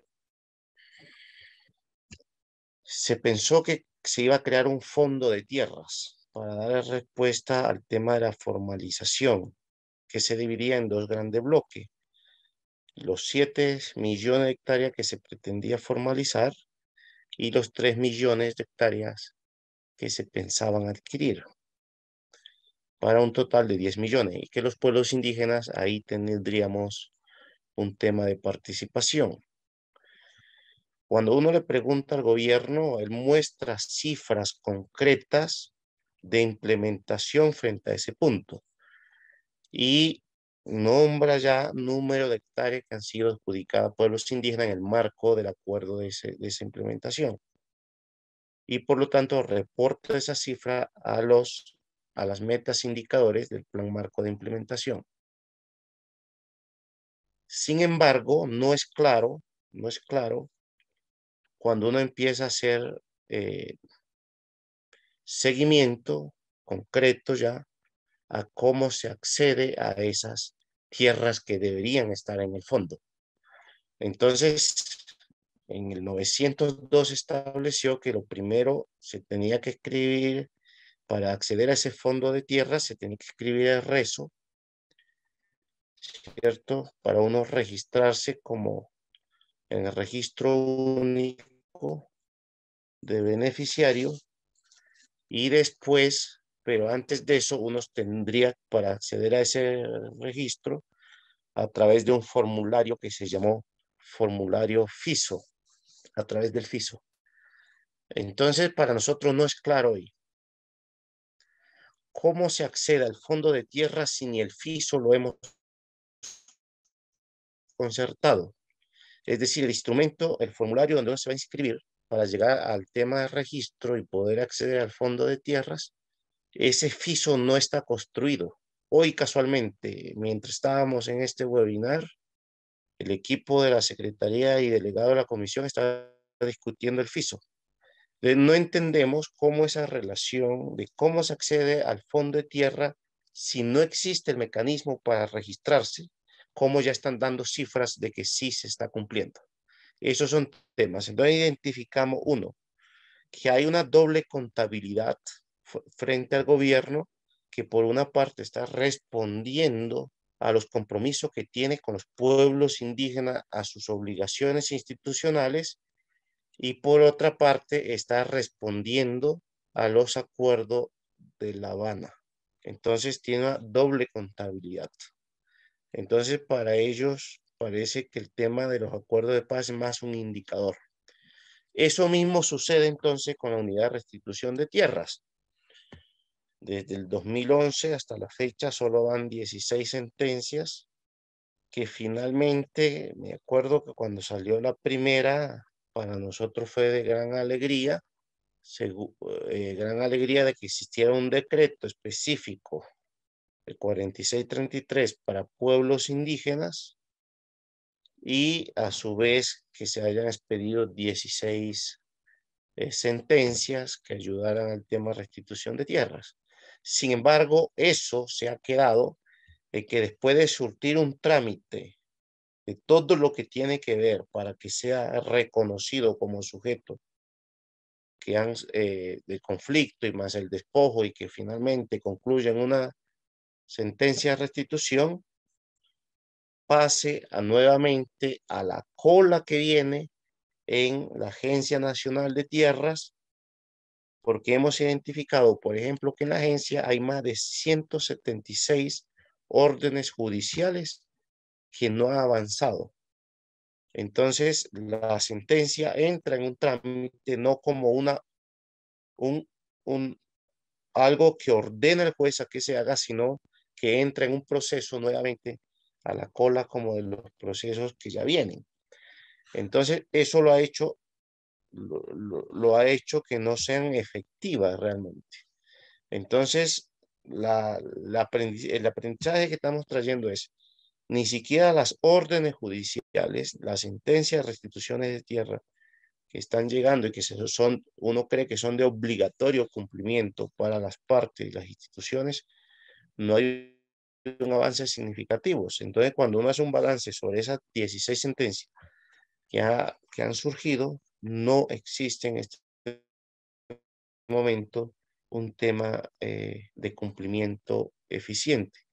Por eso decía que el tema de la justicia inicia también con los acuerdos de lo que se pacta. Y en este momento, en muchos puntos que confluye el acuerdo de paz, no se ha avanzado. No se ha avanzado. Y un tema estructural para nosotros es el tema territorial. Territorial porque es lo que fundamenta para los pueblos indígenas la permanencia, la pervivencia, las prácticas culturales, es la garantía de que sí vamos a pervivir en el territorio.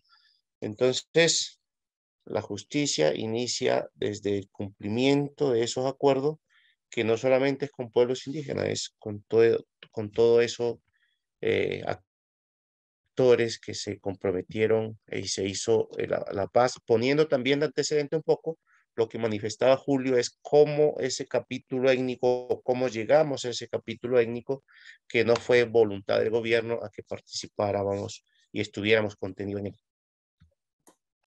Muchas gracias, Camilo. Recuerdo a los participantes al panel que en la discusión se compartió un link para que ustedes puedan acceder a ese informe muy importante que hicieron y que es de reciente publicación, que muestra el estado de inefectividad realmente de la cuestión de la restitución de tierras.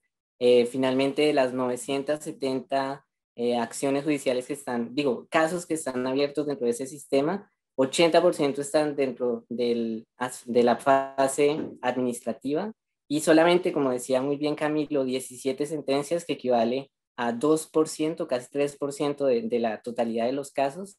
Entonces los invito realmente a que miren ese informe, es muy importante para la cuestión de la efectividad de la justicia transicional. Y quisiera hacer una transición y poner una pregunta a Emily, relacionada frente a tal vez la efectividad de la justicia transicional. Vemos que en Colombia hay muchas normas, hay una construcción teórica, jurídica muy importante, pero que en la realidad hay problemas de implementación, y es también una cuestión que vemos en los estudios de derecho ambiental, la efectividad de la norma ambiental. Eso es una pregunta. Y voy a pasar directamente a las dos preguntas para seguir avanzando en el panel, antes de dar la palabra a Emily. Camilo y el compañero Julio César hablaron de la situación de etnocidio y de ecocidio, y Juliana hace una pregunta sobre qué opinan de la presentación de argumentos relacionados con esta cuestión dentro de los mecanismos transicionales. Es bastante grave lo que pasa en Colombia. La Corte Constitucional, en un auto del 2009, dijo que habían aproximadamente 34 pueblos que tenían riesgo de exterminio, lo cual muestra como la dificultad y la gravedad de la situación. Más adelante se logró identificar 4 otros pueblos que están en peligro, esos en el año 2009, entonces también ¿qué piensan ustedes de esa noción, etnocidio, y qué piensa Julio César Camilo de la situación actual? ¿Es que las cosas han mejorado? Bueno, creo que el balance que hacía Camilo es bastante grave: 1.200 personas asesinadas, líderes sociales desde la firma de los acuerdos, y 34% de ellos líderes indígenas, lo cual muestra la situación un poco, pero ustedes podrían explicarnos un poco más. Y una última pregunta, para también un poco dar la visión internacional. ¿Qué piensan, que hace también en la discusión Juliana, qué piensan las organizaciones indígenas de activar mecanismos internacionales legales de incidencia para exigir el cumplimiento del acuerdo final? Y como Emily va a comenzar a responder, entonces tal vez esa pregunta también dirigida hacia lo internacional: ¿qué puede hacer la comunidad internacional frente a la situación que nos describieron en el día de hoy? Entonces, adelante, Emily.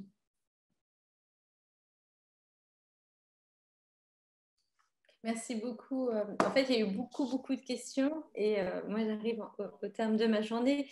Ce que j'aurais à dire, c'est qu'à l'heure actuelle, pour donner vraiment un éclairage international de grandes tendances qui sont à l'œuvre, il y a une forte poussée pour la reconnaissance de médiateurs environnementaux, de défenseurs de l'environnement, d'ombudsman des générations futures, et aussi pour la création d'un rapporteur spécial aux Nations Unies, d'un défenseur d'un mandat spécial, en anglais on dit UN Special Rapporteur, un rapporteur spécial des Nations Unies sur les défenseurs environnementaux. Et je pense qu'il y a une étape d'évolution qui est en train de se faire, c'est-à-dire comment à l'échelle on va pouvoir réaliser une connexion efficace du national à l'universel, et aussi avec tous les mécanismes de protection, parce qu'on voit bien qu'il y a eu un vide juridique tel que les assassinats ont eu lieu à une fréquence absolument incroyable. Le rapporteur John Knox avait dénombré 4 assassinats par semaine dans le monde des défenseurs environnementaux. Donc c'est vraiment l'une des priorités au niveau mondial sur lesquelles on doit créer des convergences. Après, par rapport à l'effectivité, là où il y a des problèmes, c'est lorsqu'il y a des verrous juridiques qui ont eu lieu dans d'autres accords, qui mettent par exemple de côté la question de la délimitation des terres, qui ne permet pas de mettre en œuvre concrètement l'effectivité de la restitution des terres. Quoi qu'il en soit, moi je vais donner la parole à nos collègues colombiens. Je tiens vraiment à tous vous féliciter et vous dire à quel point je suis très heureuse de la tenue de ce discours de haut niveau.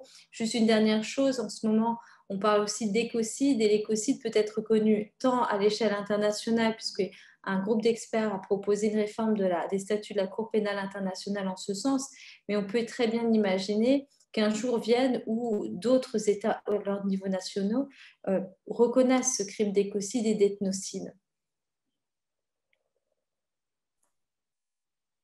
Bien, gracias, Emily. Julio César, Camilo, la cuestión del etnocidio, es que ya ha sido tratada en Colombia, es que es reconocido, es que los instrumentos de justicia transicional permiten develar esa situación que ustedes denuncian.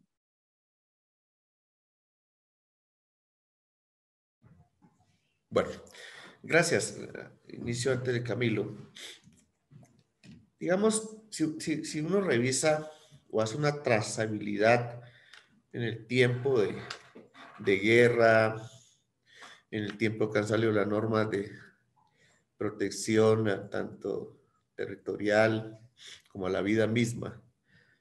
Entonces, siempre el Estado colombiano, a través del gobierno, de los distintos gobiernos, en vez de dar cumplimiento taxativo a las normas, a la misma Constitución, a la ley de víctimas, para el caso nuestro, creemos que mucho de lo que está ocurriendo, mucho de las muertes para todos los colombianos, incluidos los policías, no estuvieran en el nivel que está. Eso uno no puede entender.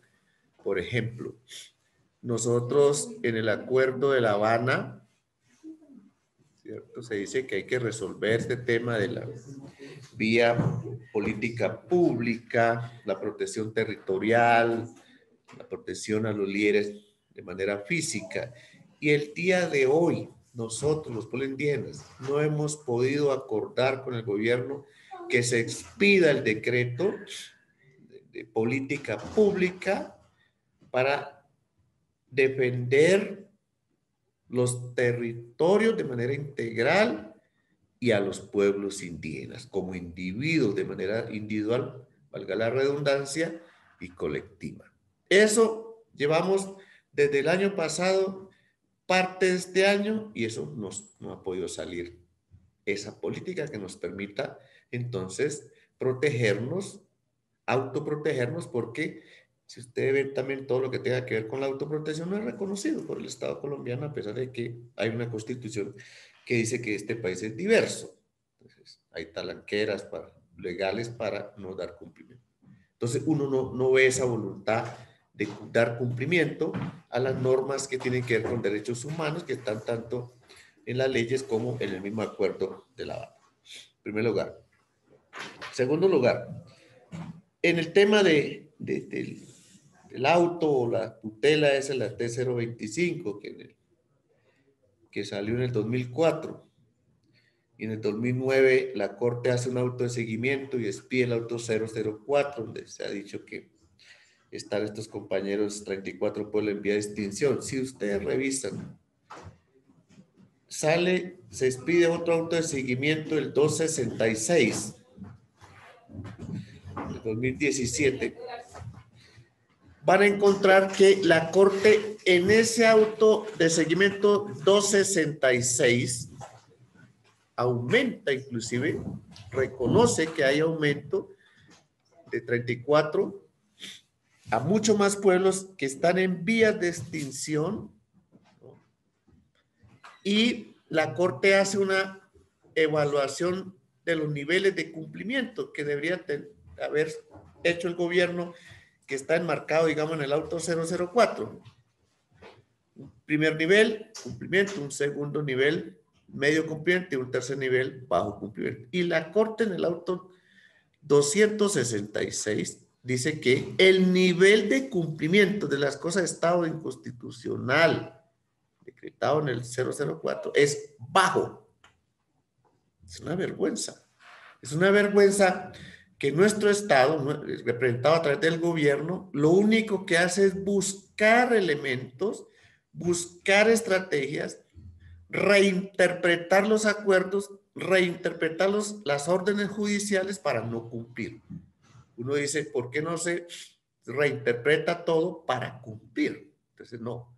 Todo lo que busques para no cumplir, búscale todo. Pero, ojo, a nivel internacional, si ustedes revisan los informes que van y dicen de Naciones Unidas, en el Consejo de Derechos Humanos, en los distintos informes, en el caso del convenio 169 a la OIT o a los inspectores de la OIT que hacen seguimiento, usted encuentra que este país es una maravilla. Aquí no pasa nada.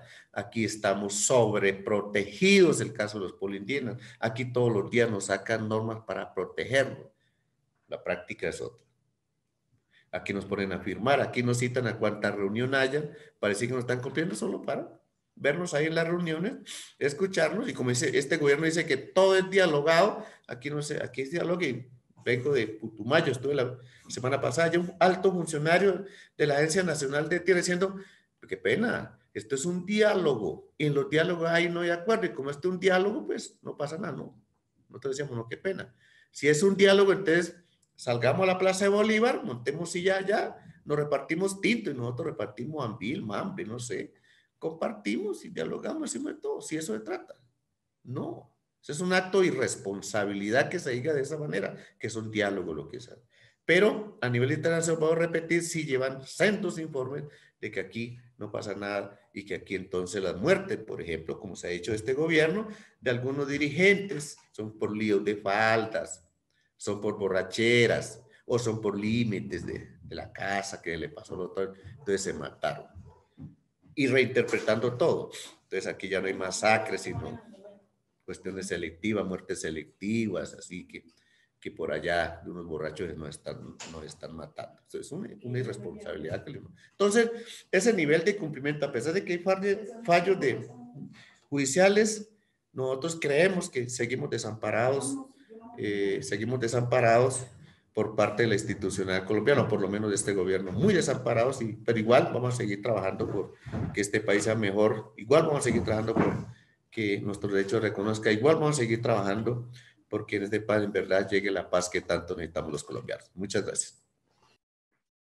Muchas gracias, Julio César. Camilo, siguiendo un poco con esta misma pregunta, la situación gravísima de asesinatos, tal vez también podrías hablarnos de la situación actual de crisis que vive el país. Hemos visto al internacional imágenes muy fuertes de indígenas manifestantes pacíficos que fueron atacados por la fuerza pública, pero también por civiles armados. Y tal vez si nos cuentas un poco de la situación actual que vive y que atraviesa el país. Y tal vez también qué se puede hacer desde lo internacional. Uno ve un poco con impotencia la situación de Colombia y cuáles serían, digamos, las solicitudes de ustedes frente a la comunidad internacional para hacer frente a esta situación en Colombia. Bueno, en primer lugar, reiterar que hay un incumplimiento sistemático a las reiteradas requerimientos a los pueblos indígenas, que yo veo que siempre se ha resumido en lo mismo. ¿Qué quiero decir con eso? Si uno revisa los planes de salvaguarda, que son 34, y, y encuentran en diferentes momentos del documento tema que tiene que ver con temas territoriales, económicos, ambientales, sociales, que tienen los pueblos indígenas. Y en el tema territorial siempre está la seguridad jurídica de los territorios y tema de adquisición. Eso está incumplido y se ha quedado en un tema de no avance significativo. Ya Julio César profundizó en eso. Si uno revisa luego después que nos consulta el Plan Nacional de Desarrollo como un gobierno participativo, entonces en tema de tierra volvemos nuevamente, solicitud de pueblos indígenas, está el tema de seguridad jurídica de los territorios y está el tema de adquisiciones de predios. Bueno, y así los componentes, salud, educación, etcétera. Si uno revisa entonces después en los acuerdos de La Habana, por ejemplo, en el tema de paz, nuevamente ve ahí que llegamos al tema de seguridad jurídica y adquisiciones de predios y tema de eso. Es decir, los mecanismos que implementemos en el diálogo y construcción en una tutela, exigimos lo mismo. Entonces, lo que uno ve es que estamos ante un gobierno que tiene dos lenguajes y dos acciones.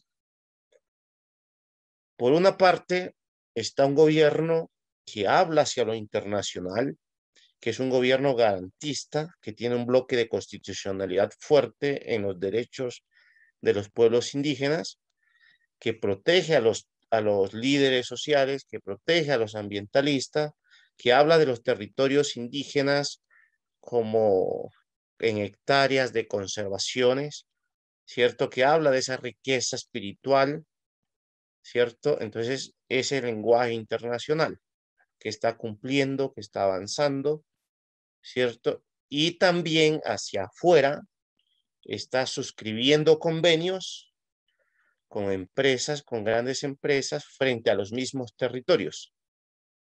Entonces, por un lado, el gobierno es garantista de un derecho, pero también es violador del mismo derecho. Entonces trae grandes inversiones privadas que se tropieza con unos indígenas aquí que están exigiendo un derecho a la protección, a la seguridad jurídica, al tema de la garantía del derecho fundamental de la consulta previa. Entonces sentimos que ese gobierno está jugando dos papeles. Garantiza el derecho y viola el derecho. Entonces nos encontramos con que ya vienen hasta con con los convenios firmados, con compromisos firmados a nivel internacional, entonces nos toca enfrentarnos a esa clase de solicitudes.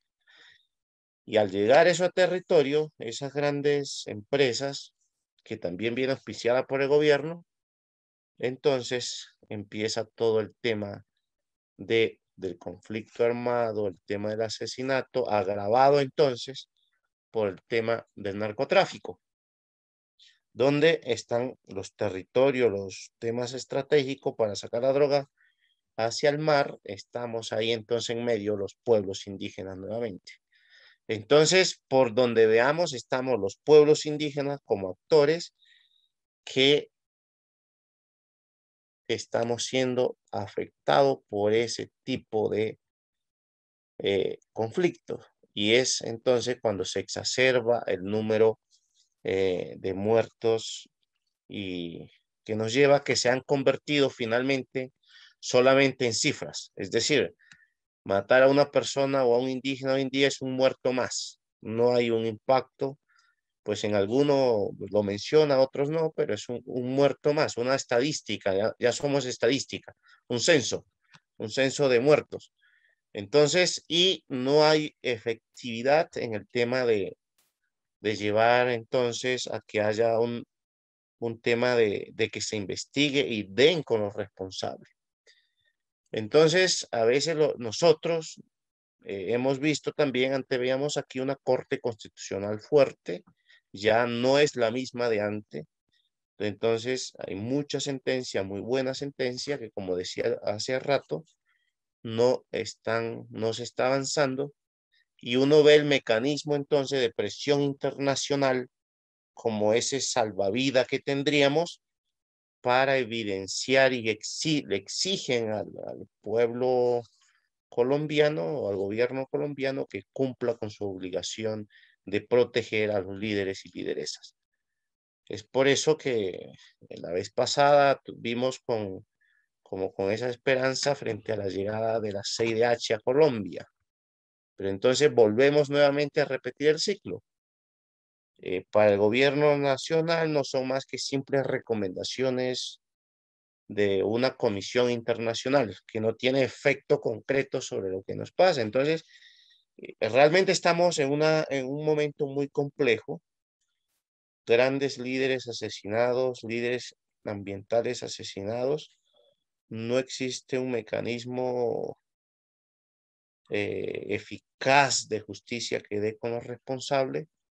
Y por otra parte, ese doble juego que tiene el gobierno nacional en lo internacional, porque es el mismo gobierno que ha auspiciado eso.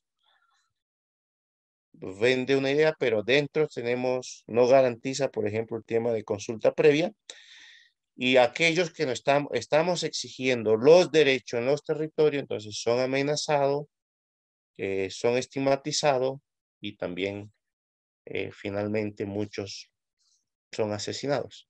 Entonces realmente nosotros estamos en un etnocidio, porque muchos de los que han muerto, mi estimado Luis Miguel, son personas de grandes trayectorias en el tema de liderazgo, y los líderes indígenas no están naciendo todos los días.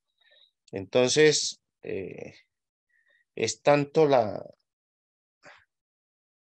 la violencia que hay, por ejemplo, matar a un gobernador indígena es como matar a un gobernador de un municipio, pero aquí es un indígena más que se murió.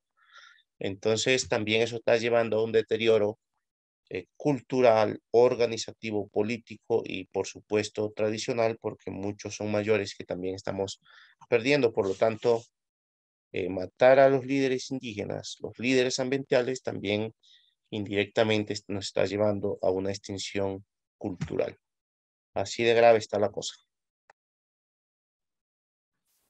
Muchísimas gracias, Camilo, por esas respuestas. Igualmente a Julio César y a Emily.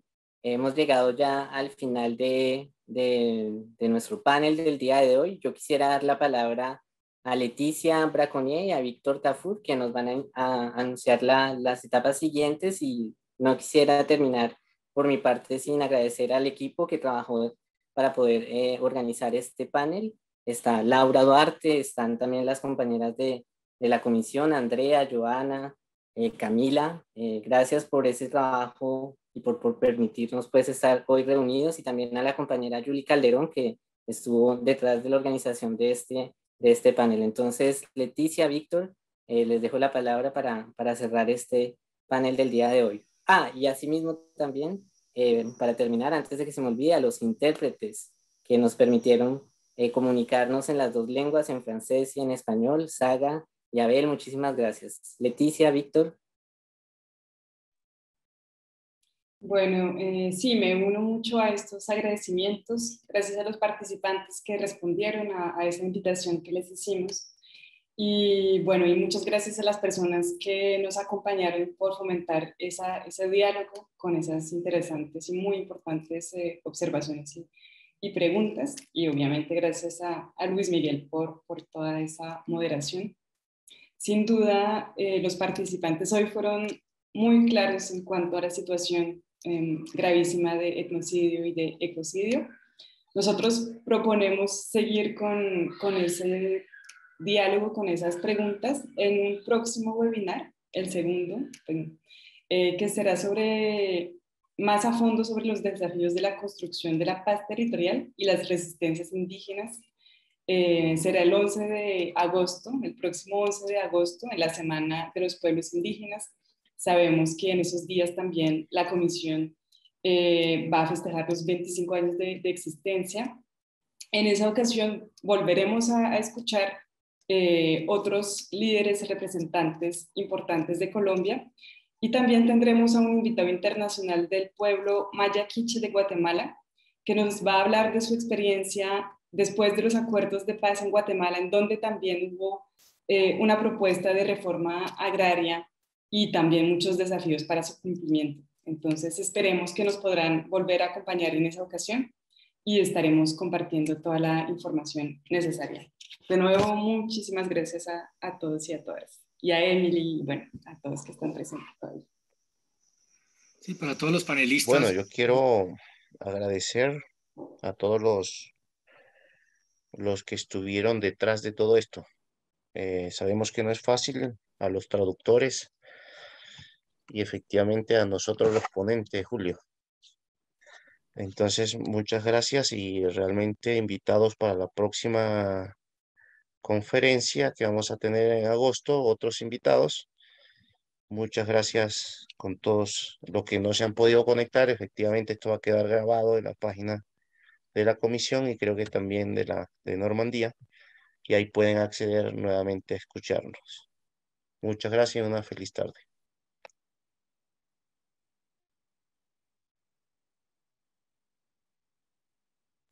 Bueno, gracias a todos, muy amable y feliz tarde.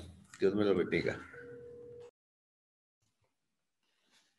Gracias a todos y seguiremos avanzando en el tema internacional un poco más en el panel siguiente. Creo que el diálogo fue profundo, salen muchos desafíos y que las aristas llegan muy lejos, y lo importante es ese segundo paso y el tercero, y continuar esta dinámica. Creo que este primero ha sido un gran suceso y que queda grabado para todos los que quieran conectarse. Gracias a todos.